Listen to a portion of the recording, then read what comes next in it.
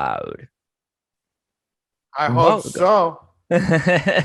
Welcome it to If They Won't Listen, the bonus content. Today is a fan cast uh, of an entire episode of Star Trek. No, I'm kidding. No, it's whatever you want. It's like the Geek Squad. It's The yeah, Geek we're episode. we're gonna be the geek episode, right? Because we're not gonna talk about anime apparently, because like that's the majority of our bonus content, anyways. I was thinking we could talk about these twisty ties that you get for breads. I just bought a pack of them. I don't know why.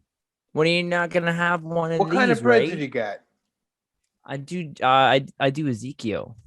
Ezekiel bread. Ezekiel. Do you get that cut by like Fan. 3, 1, and 6? No. 215. 215. There we go. All right. So Spencer, we were talking about me doing voices of random things like I'm sheepish to go. I could do that, for the next 40 minutes. You got 40 minutes worth of goat material? I do. Are you fucking Tom Brady? Is that what I'm understanding? Who the fuck is that? Tom Brady? Yeah. Tom Brady's the quarterback of the Tampa Bay Bucks. Don't you live in Florida? I do.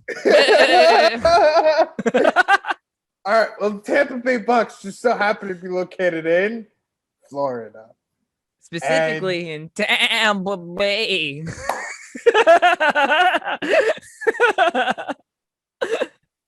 Oh god. And I comb the fox. Savannah, Georgia. I can do this all day. Maybe another 5 minutes. I feel like this is like the street version of something Wes Anderson would do. When like Wes Anderson was busking on the streets, he would just pull out like random plushes, and he's like, I am the well-to-do person. I don't have anything and no ties to anything else. And then another character comes and is like, well, I'm the character that comes in and just starts putting a twist on everything. Slap, slap. I've never seen a Wes Anderson movie. Really? How does that make you feel? I've seen Bottle Rocket. So you have seen a Wes Anderson film? Yeah, with the Owen brothers, Wilson Owen and David Owen. Yeah. Or Luke Owen. Luke Owen. No, wait. Owen Wilson and Luke Wilson. That doesn't sound right. I don't believe you. It's okay. Most people don't. And then I just so happen to be right.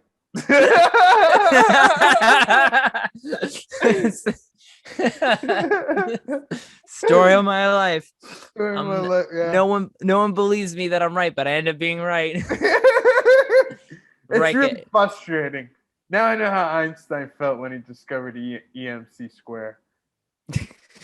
The theory. It was right here. It was right here. Guys, it's right here. If you travel outside of the planet for a few minutes, you're going to be younger than you were 5 minutes ago. Everyone else will have age, but time won't. That's how it works. And everyone's sitting here going, no, motherfucker, Earth is flat.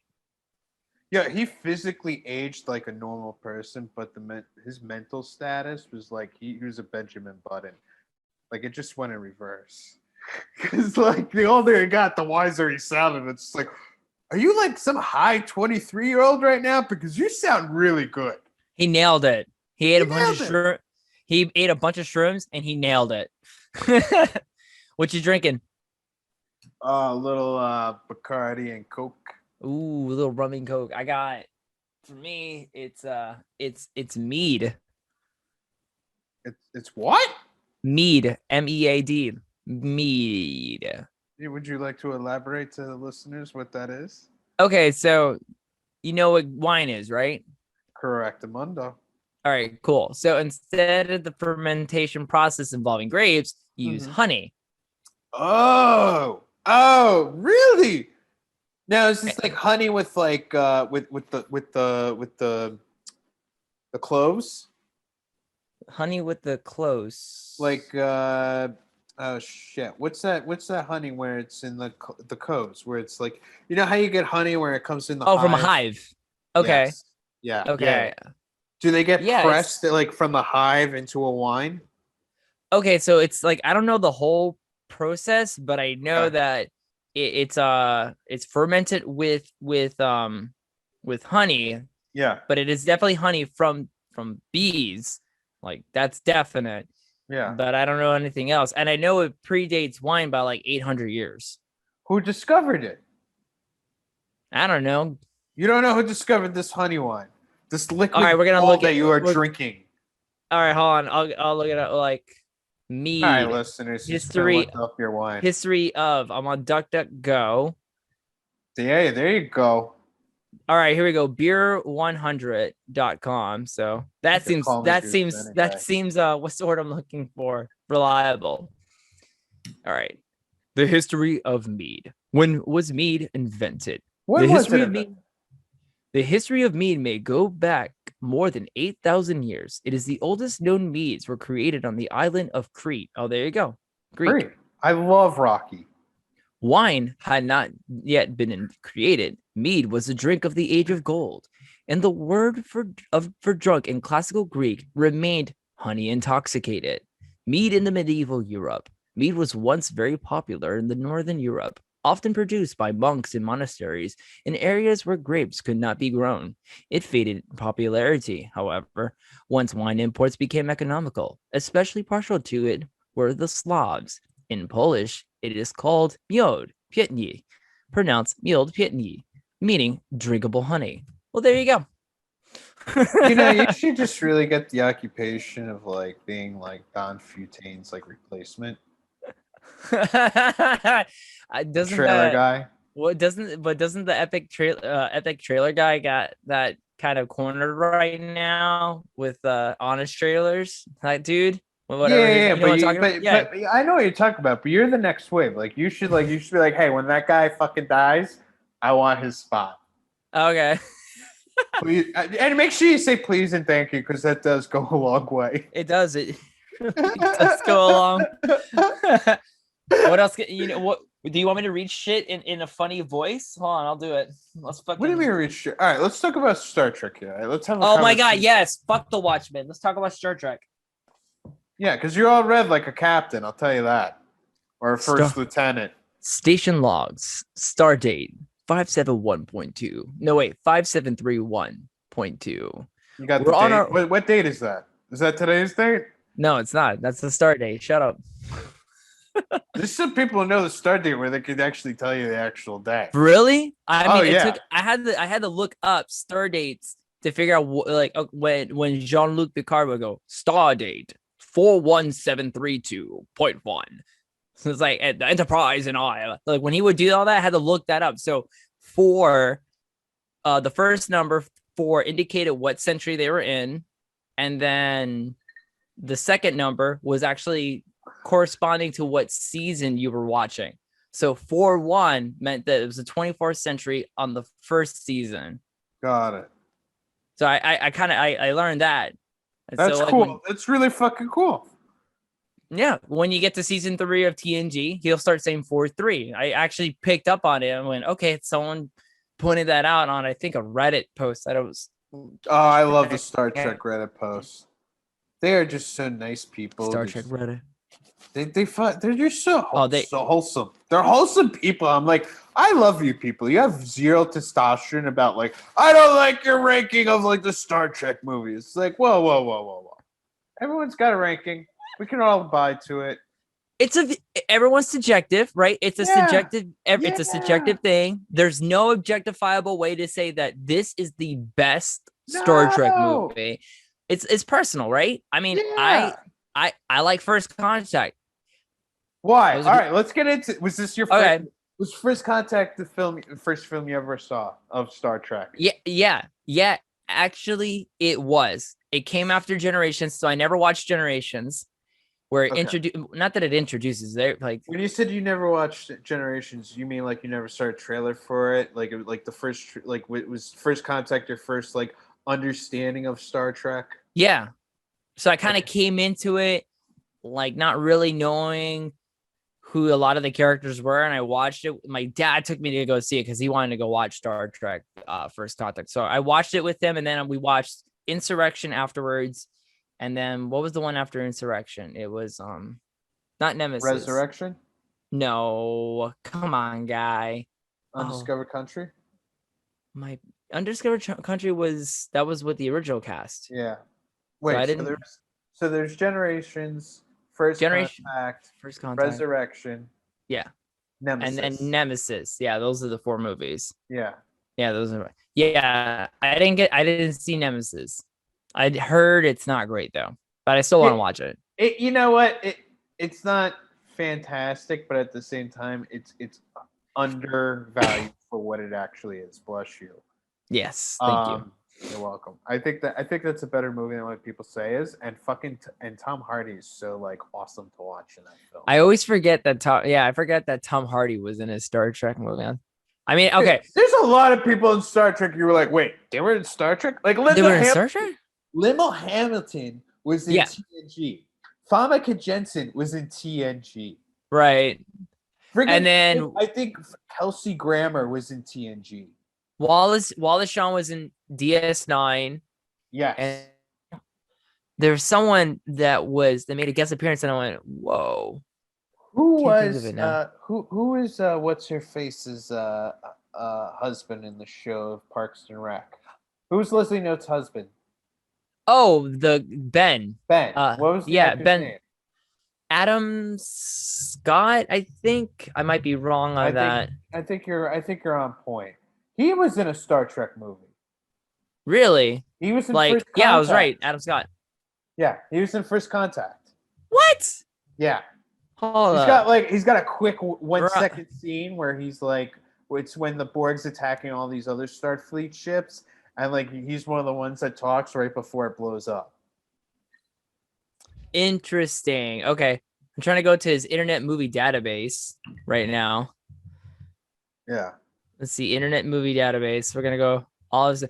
Yeah, but yeah, my first introduction to Star Trek was First Contact, and then I watched Insurrection, and I remember liking both movies. They're very, but I never really watched TNG. I didn't get in heavily into. Back up here. Yeah, go ahead. Yeah, go for it. Tell me, what was your experience like when you first watched First Contact? What did you walk away with where you're like, this is really intriguing, I want to know more about this, and what caught your attention? Well, I was, as a kid, I mean, I like things in space. I was kind of just like, space, man, yeah. Space is fucking awesome. You're a little space cadet kid, right? It can be a little. I had a phaser. I bought one after my dad bought me one, and I had like this original phaser, the set, which they say it's the second generation because that was the one they used in TNG. So I had that. Okay. And then that was about it. It was just like playing make believe, and I remember I liked Commander Riker. And I thought, fucking. Oh, dude, Riker's the shit. And then Troi, and then of course Troi is like hella attractive, right? And like that. Yeah. That was like my impression as a kid. Troi? I was like, oh, this is kind of cool. I didn't really get a lot of Troi made therapy so easy to go to, or to at least be open and appreciated. Like, cause she was that character. It's like, listen, I can read your mind, so don't bullshit me. But how are you feeling today? And it's like you have to be honest with her, because if you lie, it's like not only lying to yourself, but she knows you're bullshitting her, and this isn't going to get you far. Yeah. Right. So it's like, what's going on here? How would you do it? What? How would you do in a therapy session with Deanna Troi? It's like, would she sense the fact that she's picking up on your thoughts of eroticism with her? Oh man, I'm sure she like immediately all the time though. She probably gets this like, let's just get this out of the way. You're thinking of eroticism thoughts involving me. I am not interested. I want to know who she finds the most kinky. Which one disturbs her the most, and which one she finds the most kinkiest? Like, what's the one she's like, you're a sick fuck, and then the other one's like, you know what? I never thought about you that way, but we could do that one night in my room, in my deck. I don't know who, but I remember that episode. I was watching that one episode of TNG where the guy was addicted to he had a holodeck addiction. Yes, And then he kept everything was like he would insult the captain, the commander, all the other lieutenants, and then at the end he would always get with Deanna Troi. Yeah. It's a bad crush. Dude. I mean, a bad crush in a good way, where it's like when I say bad crush, it's like it just hits you hard. Like how many kids? Like I know when I was a kid, I was like, this woman's very attractive. I find this woman very smart and brilliant too, but I don't understand why. And then it's like you get older and you're just like, oh, like this was this was a well-written character that wasn't like put on a platform of complete misogyny. No, she wasn't. That that was that's the thing that I find as an adult most intriguing. Back when I was a kid, Star Trek was pretty boring. I couldn't really get into it. I knew it was popular. Yeah. You know what else? But you know what else was popular back in the 90s? Pokemon. X-Files. And I couldn't get into that either. Now that as an adult, I've been watching it and just really appreciating the story that it tells. And then of course, like the conversation. It's really so if I had to put it out there, really, I think the most and that Gene Roddenberry created these characters to be pretty well-rounded without falling into a trap of some sort, right? Where Commander Riker is not just another Kirk type. Meaning that you get what I'm saying, where he's just not going around sticking into Riker. Riker's right. I always thought Riker wasn't a McCoy. Because he always had that leading man as a McCoy in my eyes. Okay. Riker. Yeah. I know. I mean, hey, listen, not a lot of people may feel like that. But no. And then like Jean-Luc Picard was always like the Earth version Spock of a captain. Right. And it just because he was always sensible, he was very balanced in his nature, how he would handle things. Fucking like Captain Kirk was like, I got my balls bigger than your balls. Let's test them out. If you really want to throw bones, I can throw bones anytime. Bones. I'll tell you. I'll throw up one. And I'll sock it to him. Punch him right in the face. Right, Mr. Spock? Is that Daniel Day-Lewis playing a Star Trek character? I did my best. I did my best. I did my best. That's all I can do, Captain. My best. All right. What was your first venture into the world of Star Trek? What was the episode or the movie or the fan fiction that got you into it? All right, I got to First Contact too, but what got me to First Contact was reading Rainbow as a kid. Oh my god, you saw that and went, oh my, you went, it's LeVar Burton. Yeah, I'd be like, that guy with the visor, the little visor over the eyes. That guy looks familiar. Who is that guy? And then like one day I finally connect, and you know what it was? It was the TV series came to an end. And they had a special episode in Reading Rainbow with the Star Trek crew and everything. What? Yeah. I think you could YouTube that. I don't know. I'm pretty sure I can YouTube that. Check that out. That's a really interesting episode. And I was like, oh, that's Geordi. That's everything. Blah, blah, blah. I'm like, I like Star Trek. I remember I pointed that out to my wife. I went, that's the guy from Reading Rainbow. She's like, what? Yeah. For real? Dude, he's such an interesting character on that show. I mean, everyone's an interesting character on that show, and I fucking love Whoopi Goldberg's outfit in that show. Oh, Guinan. Yeah, she pulls off no eyebrows like no other human being. I didn't even notice that, and I gotta go back and watch. Zero hair. It's amazing. I'm just like, yeah, only you could pull that off. Oh my god! And she's credited for the whole entire because she comes in second season, right? Yeah, second. I think it's season. Which that was the same season when Beverly Crusher was written off the show, and there was no guarantee she was coming back. Yeah, and they brought in that other character to replace her as the chief medical officer. Woman. And I hated her. She's a good character. No. She was awesome. She was dude. She was she was just like, dude, I will fucking outdo you. And I was like, yes, you can. I was just like, I can't compare. And that's why fucking Riker always had grief with her. Her and Picard and Data, she didn't mesh very well with a lot of characters. Yeah, she was fucking honest. She was blunt. And they were like, we can't handle this. It's like, oh, this is too brash, too honest. It's just like, can you formulate this a little softer? She's like, no. And it's just like, director, get her off the set. I can't handle this anymore. I don't know. She ended up doing after season 2. That actress ended up going to LA Law. She used she made a character reel of all the parts she was in, and she got on LA Law, and then Patrick Stewart brought Gates McFadden back for season 3. Special episode. There was an episode where it was like a bizarro world. And it was like, what happens if she was on the ship and everything and didn't like get written off? And it was just like, oh, I know what episode you're talking about. Yes, you know what I'm talking. Yeah, and it wasn't. No, and Beverly Crusher wasn't in. Beverly Crusher was in it, but it was Lieutenant Yar who was killed off in season 1. Yeah. She was killed off in season 1, and then she replaced Worf. It was replaced by Worf, wasn't it? Well, Worf was already in the show. But her her post was replaced by Worf because since she died, Worf took over as chief security. Yeah. All right. And then that's what happened. No one really replaced her. She just was, and then they kind of gave more in season 2. They started giving more to you can actually say a lot of it went to Will Wheaton because he started seeing more Crusher, more Ensign Crusher. Yeah. They were trying to filter an audiences in that because they were trying to self-serve the original fan base, and then after that they were like, well, we have to get the modern generation too. Hence Wesley Crusher.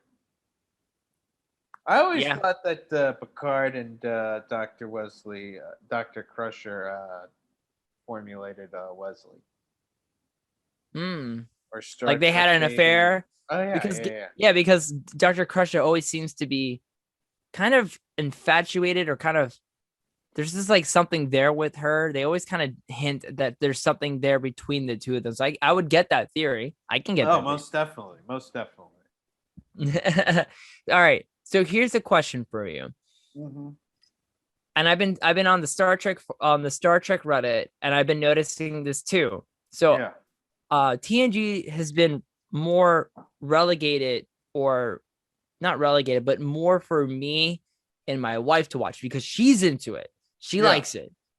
And so I don't watch anything. I try not to watch too much without her. So I've been watching DS9, Deep Space Nine, as more for myself. Dude, I heard that's the dopest version. And I gotta tell you, because I've heard people who are Star Trek fans talk to me about this a long time ago. When it comes to Star Trek, they always would say that TNG was always the superior series. Voyager was okay, but they always go, Deep Space Nine doesn't even have any Trek in it. Why even call it Star Trek in the first place? Right? Here's the thing about Voyager. It's like a Vespa. Fun to watch, but you never want to tell anybody how much you enjoyed it.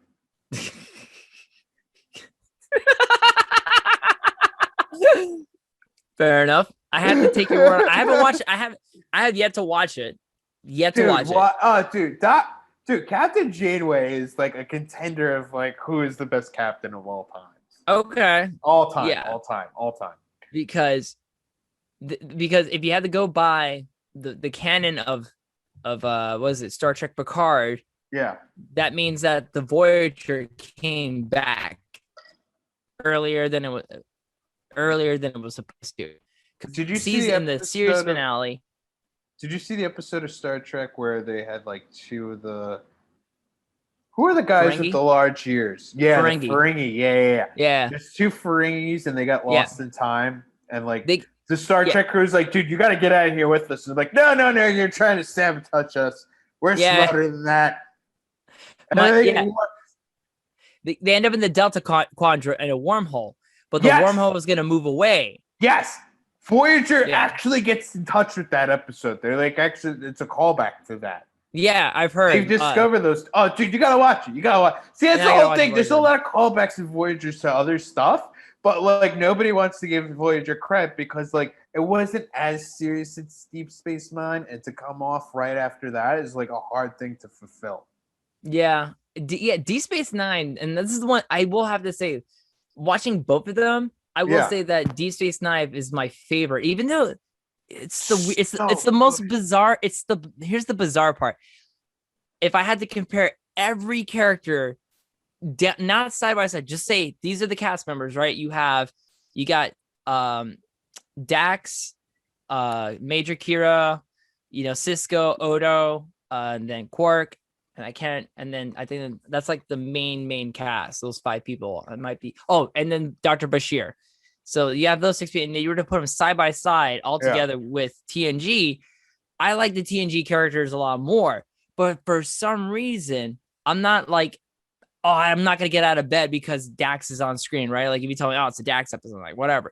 But there's just something about how the way the show is written, each episode, that is so freaking intriguing that you just get really into it, especially because like they get into the whole, race and like when other alien species are interacting with other areas. So it's not just humans and then Klingon or humans and then Romulans. It's freaking Klingons with Ferengi or with the Trill or like whoever.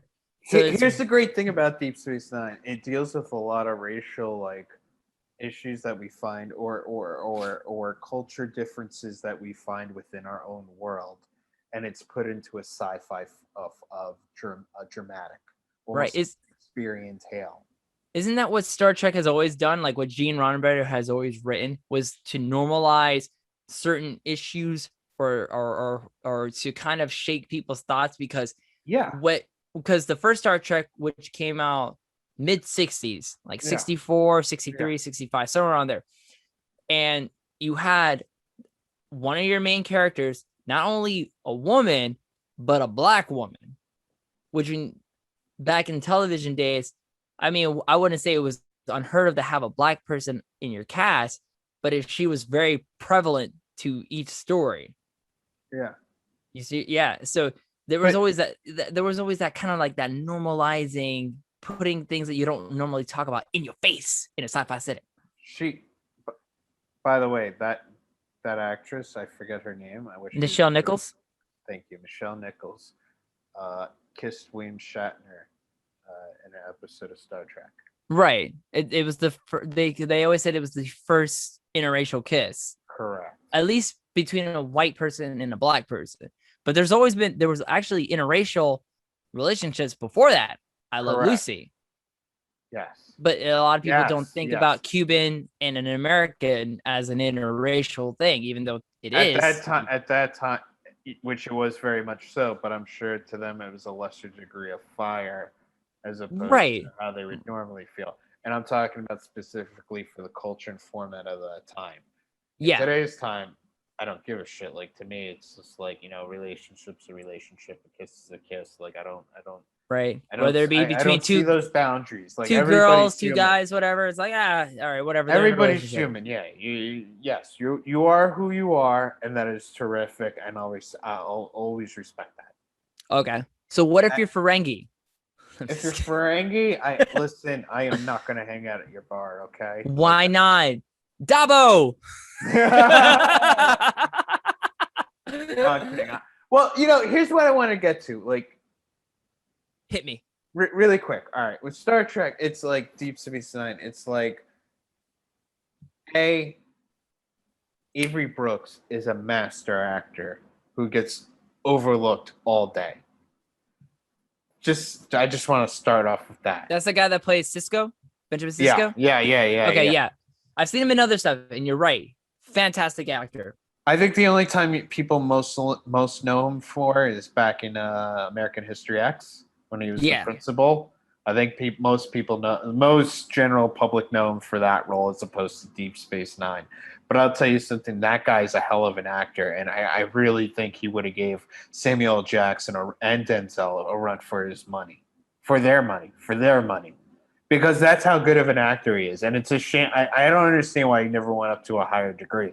But like for some reason, he was always like just in this one area. I guess that's where he wanted to be, but a talented performer nonetheless. And I think with Star Trek Deep Space Nine is like it was such an episodic thing. Like it was one of those early shows that was episode to episode where you had to be filled in with everything to understand the overall arc to it, especially with how many seasons that passed by, where many other shows were just episode of the week and it didn't matter. Right, like TNG. Yeah, TNG's yeah, exactly. Perfect. I've skipped episodes of TNG and never been lost in the story. Definitely with DS9, you definitely gotta. There's like one, I think in one, I'm already only 2 seasons in, and I would say within those 2 seasons, there's probably 4 episodes that I felt like were filler, and I could have just skipped it. Yeah, no, absolutely. And there are those episodes that like either you love them, like either the theme of the episode you either love or you loathe, and that's okay because like there's always 2 other storylines that you enjoy just as much. But you know, I think Deep Space Nine was setting a precedent that that was like the last cusp of television format right before Sopranos. Because like I said, it was very episodic. It had a season structure, but like nobody looked at it that seriously or that like close of an eye. And like it wasn't until Sopranos where like they kind of solidified that like you know that whole arch of everything. Like it was more interconnected than ever before. But I think Deep Space Nine really set a plateau for that.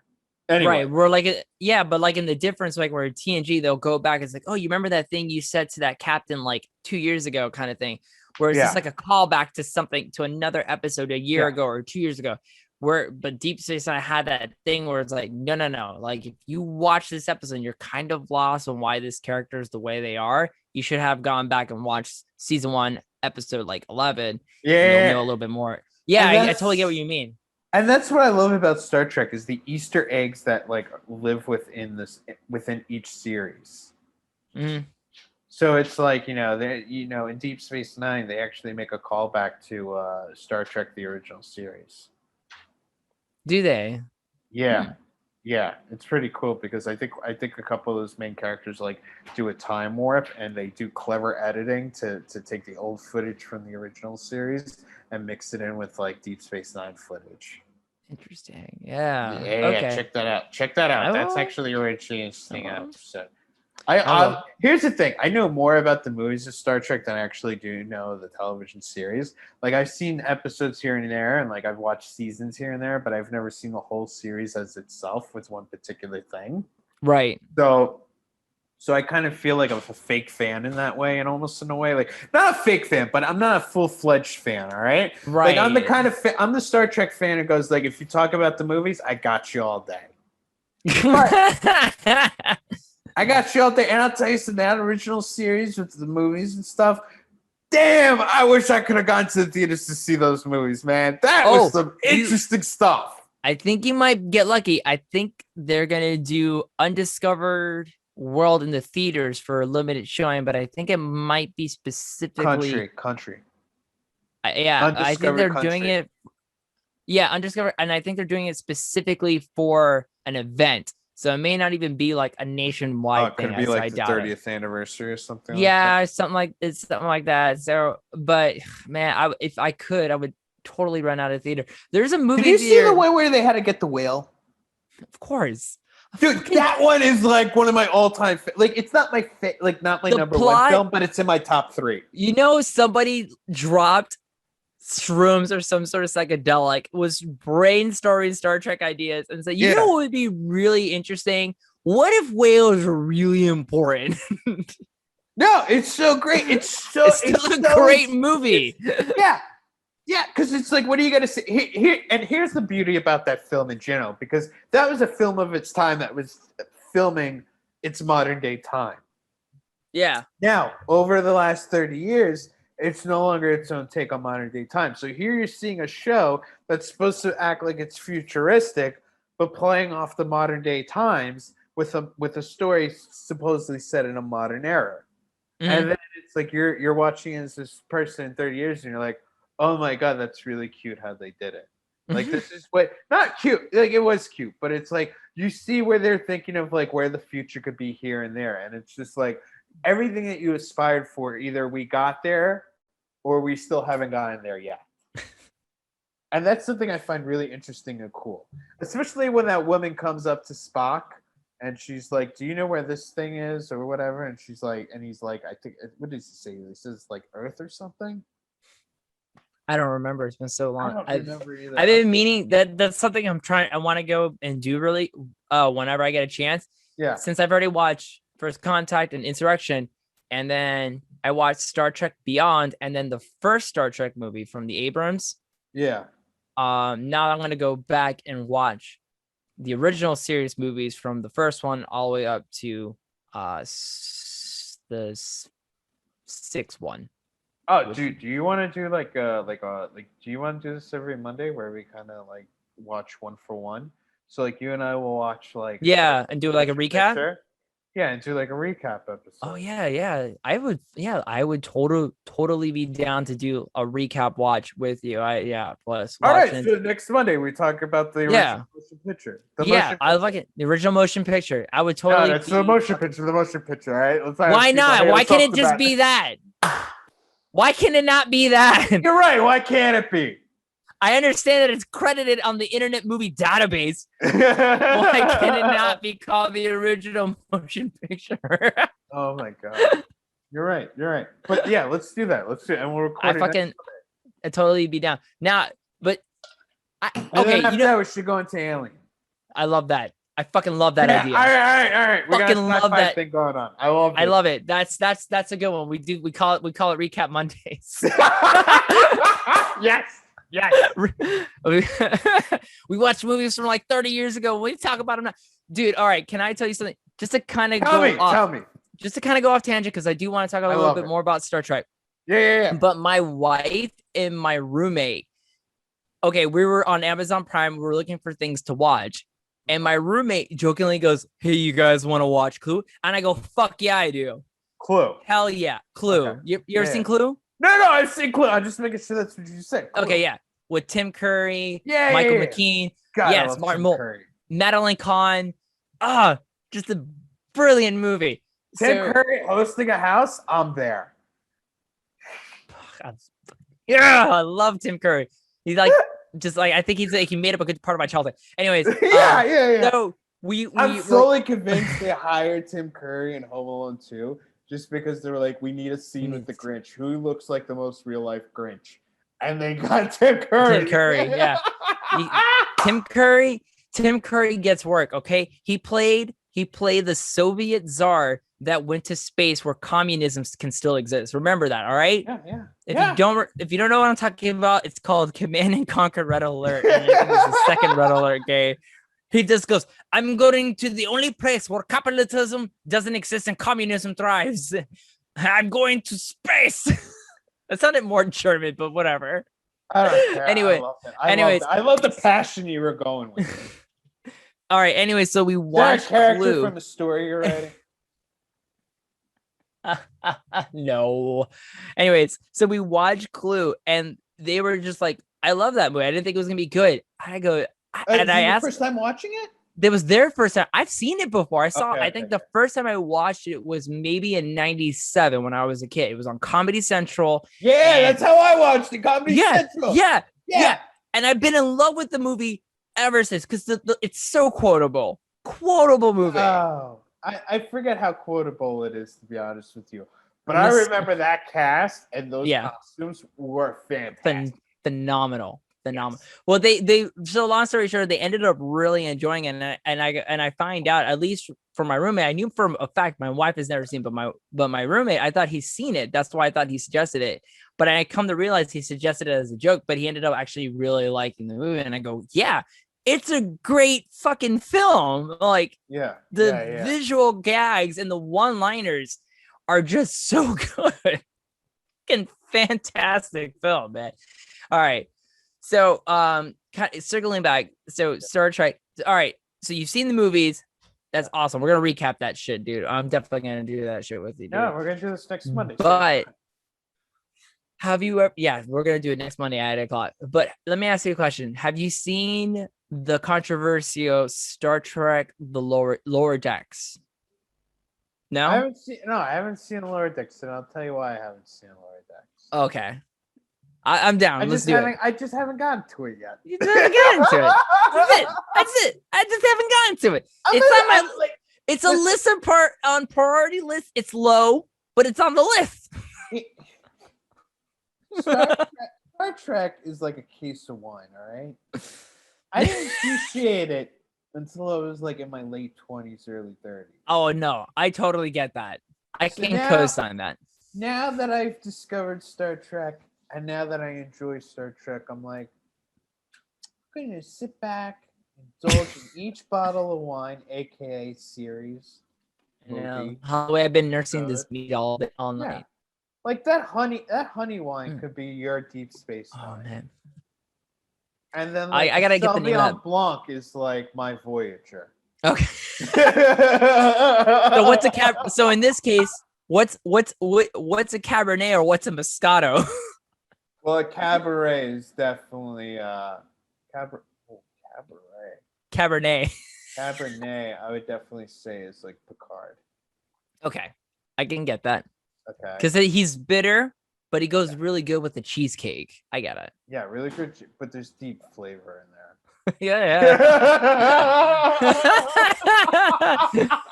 Oh God, that's fantastic. All right, but if you ever get a chance to, I can understand you're sipping it like fine wine. You're working away from Cabernet to Pinot Noir. I get it. I understand. Yeah. But Lower Decks is controversial because a lot of Star Trek fans are just hating on it.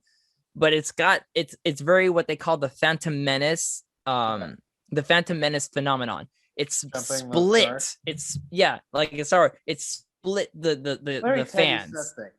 People are now in fucking 15 years, they're gonna be like, you know what? That wasn't so bad. It's actually pretty good. And then you're gonna see all this fan service for it. Let me tell you something. Anything that's hated within a franchise winds up turning around in 15 years.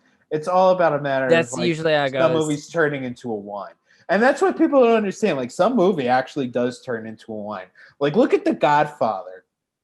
1 and 2 specifically. It's like one's a good bottle of wine, and the other one is like the sequel is like a good bottle of champagne. Okay? Mm-hmm. And it's like the longer you let it sit in its proper stasis and everything and just let it cultivate and everything, it winds up developing into having all this body and flavor.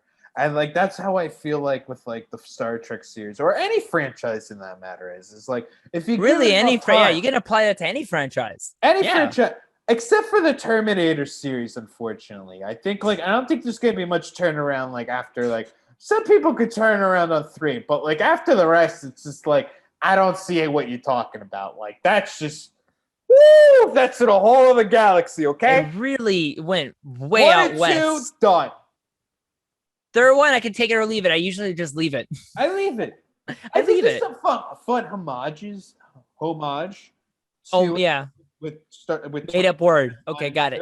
But like at the end of the day, do I really classify it as something like of a real Terminator film? Absolutely not. 1 and 2 are just they're right. They go together so well. They go together. It's meant to be a back-to-back kind of story piece. It's not meant to have these 5 other extensions off of it. I mean, that's why Back to the Story only has 3 movies. It was meant to be told in 3 movies. Yeah. Done. We don't need a 4th. We don't need a 5th. We don't need a 6th. We just need 3. That's a great 3 trilogy flick. I'll tell you something. The Back to the Future franchise and the Alien franchise are 2 of my franchises that I enjoyed from 1 to 3. I'm not saying they're masterpieces. Just I enjoy them from 1 to 3. So can you say the same thing about the Home Alone franchise then? I only enjoyed the first 2 movies. The Hulk? No. The Home Alone. I like the 3rd one. ScarJo and the little kid. Yeah. Dude, hey, let me tell you something. That was a transition to a whole other generation of childhood. And the fact that John Hughes could still write like a freaking modern day like teenager or preteen. is actually impressive in itself. And the story of like it being Home Alone, but not the conventional Home Alone, just proved like how much like depth and reach John Hughes had in this wacky genre that he created. Oh yeah. Yeah. I never seen Home Alone 3, but I'll give it a chance now after I heard that. After I heard that, how could I not watch it? I don't know. Many people could probably still say no. I'll put it this way. Home Alone 3 is a lot better than Honey, We Blew Ourselves Up. Was it Blew Ourselves Up or Blew Up the Kid? No. There's Honey, I Shrunk the Kid. Shrunk the Honey, I Blew Up the Kid. Oh, Honey, We Shrunk Ourselves. That okay. was the third one. That was the third one. That was just not so great. You know, but you bring up a good point. You know, maybe at some point it's one of those things that will age well enough, because I could tell you without a doubt a movie that has not aged well, and a lot of people will probably disagree with me, is Scarface. I don't think it's a good film. You don't think Scarface is a good film? When I first watched it, I thought it was great, you know, kind of criminal gangster film. And then as I kept watching it as I got older, I went, this is not that good. Take away the pop culture element from it, and it's actually a good movie. Okay. Like, look at it as more of a tour film as opposed to a pop culture film, and then you could actually value the appreciation. I think the fact is that because so many people were so influenced by it because of its auteur status or a statue, that people put in such a pop culture relevance that it could never flow that well. Like, I remember the first time I saw Scarface, I think I was like 9 years old. And it was one of those double VHSs that my parents had, and I was like, double VHS tapes. Yeah. Yes. Yeah. Taking it back. It was grainy. It was like, you know, it's like, you know, I think a VHS is like our modern day like vinyl record. Yeah. It was like, you know, it was something that was like you'll never see again. They'll never republish like a VHS for anything. Like yeah. We still release Blu-ray and compact disc. Yeah, that's it. It's all disc based, but there's no actual film anymore, which is so sad, because this is part of the reason why I'm so not anti-digital, but like this is why I think digital's a little overrated, because like everyone takes it for granted and nobody appreciates the quality of life that friggin' film presents into a film, a documentary, or a movie, or wherever it may be. Even to like sporting events, there's something really unique to see a sporting event on film as opposed to digitally. Like watching those Chicago Bull games back in the 90s and seeing like, you know, essentially a pixelated version of Michael Jordan kind of going up and down the court with Scottie Pippen and Dennis Rodman was something else. But like people looked at that today and those be like, you know, it looks like a modern day Atari. Like, I don't see what the big deal is. But like there is something a big deal. There's more of an emotional appeal and value to it. Although, you know, I could just be going off topic here. Who knows? I mean, I don't entirely agree with it, because I've gone back when someone has ripped a VHS copy of something and put it on YouTube.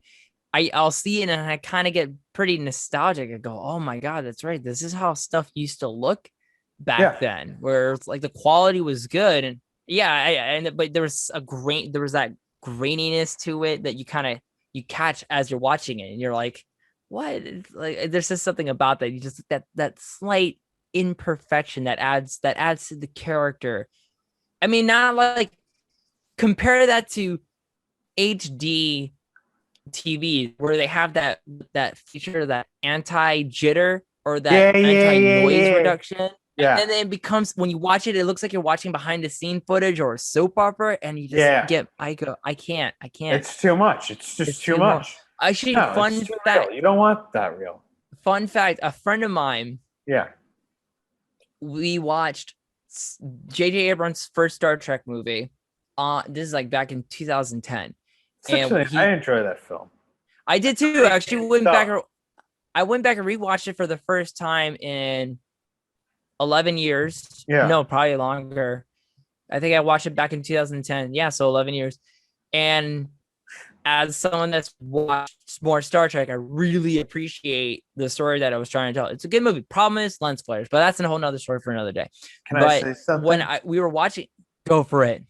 I think J.J. Abrams, based off of the first Star Trek alone, directed a superior Star Trek film than The Force Awakens. I don't disagree with that. I don't. I think he does a better job in that genre of Star Trek than he does in Star Wars. In my opinion. Yeah, I don't disagree with that at all. I mean, it's a I don't know. Like, I feel like it could be a hot take. Well, the problem, one of the problems we can get into another time, but The Force Awakens is nothing more than an homage to Star Wars. It was a love letter to Star Wars. It's not terrible. Absolutely.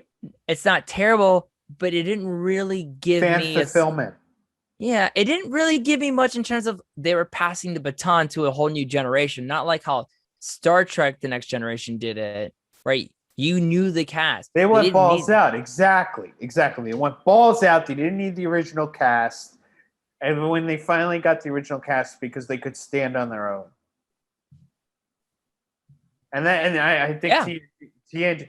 I'll tell you something. A lot of people really didn't have much hope for TNG, but that thing came out of the bat swinging. The only poor thing that you could say about TNG is that the first season was so friggin' weak. It is. It's slow. So I was able to skip a lot of episodes and go right into season 2. Yeah. Especially the first episode, it plays out as with almost the runtime of a movie. Yeah. It really does. But funny enough, man, I did the one thing with my TV that my friend did was when we were watching Star Trek 11 years ago. Yeah. And he put on that anti-jitter thing. Yeah. And I started getting motion sick. There's just something about it. I couldn't even look at the screen anymore. It was like, I felt like I was too there. It was messing with my mind. It was like, I was like staring into a window and actually seeing a window into another room. And it just messed with my perception of reality. So I couldn't. I couldn't. No, that's like doing shrooms and staring in the mirror. You don't do that.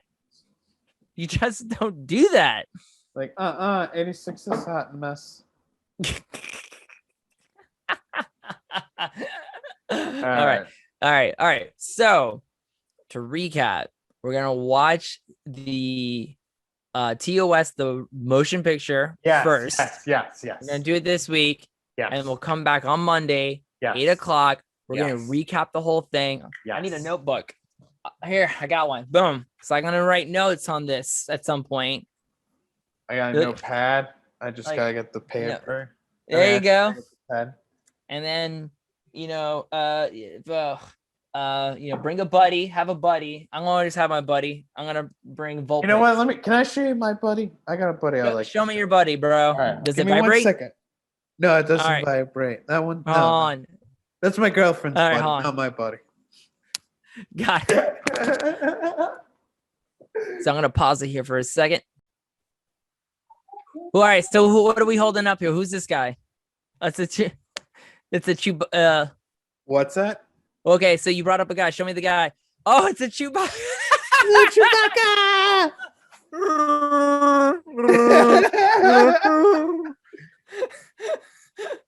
Chewbacca. Speaking of Star Trek and all. You need a Chewbacca buddy to watch Star Trek. I get that. Right? I like cross-referencing. Why not?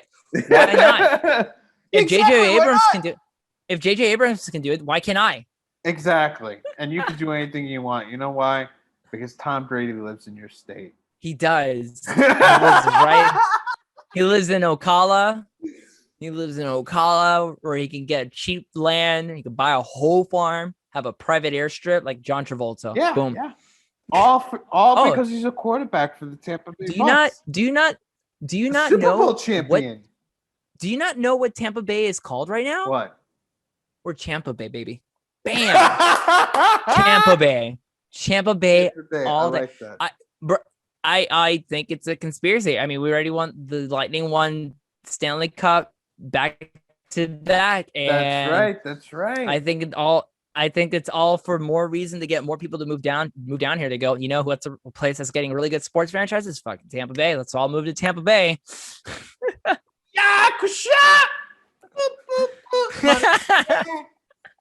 Like Tampa Bay's filled with money. Nothing but change. Son, let me tell you something, bro. I go to Tampa Bay all the time. I love it. I go for Gasparilla, and I go there for Lightning games, and I go there for the Bucks, man. All day, every day. White Claw, mingle White Claw. Fucking White Claw is such a disease on bars right now.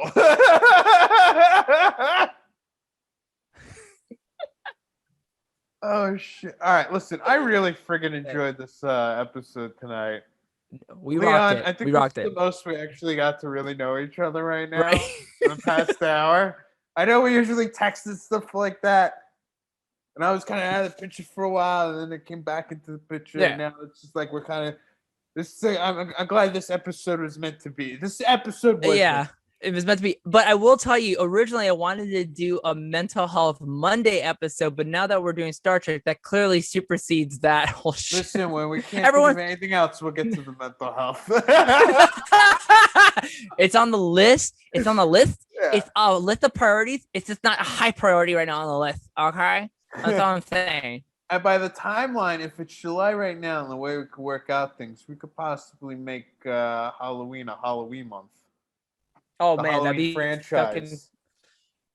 Oh, my. You want to do the Halloween franchise? All right. That's stuff we can talk October. about. All right. So this is all right. We're going to sign off here. You guys know me. I'm Spencer speaking for Leon. I'm Rufio86 at Letterboxd, all right? Letterboxd, Rufio86. And then, my name's Spencer Ross, but, Rufio86. Hey, how can there be two Spencers? I'm Spencer. You're Spencer, dude? Dude, you're Mr. Face. Well, you know what, guys? We're going to sign off. We'll figure this out off camera. You're sensational, buddy. On that note, thank you and good luck and best of luck to you. We'll be back with a recap later, guys. Peace out, home Cub Scout, Brownie Scout, whatever Scout. Fantastic. All right. And we are out.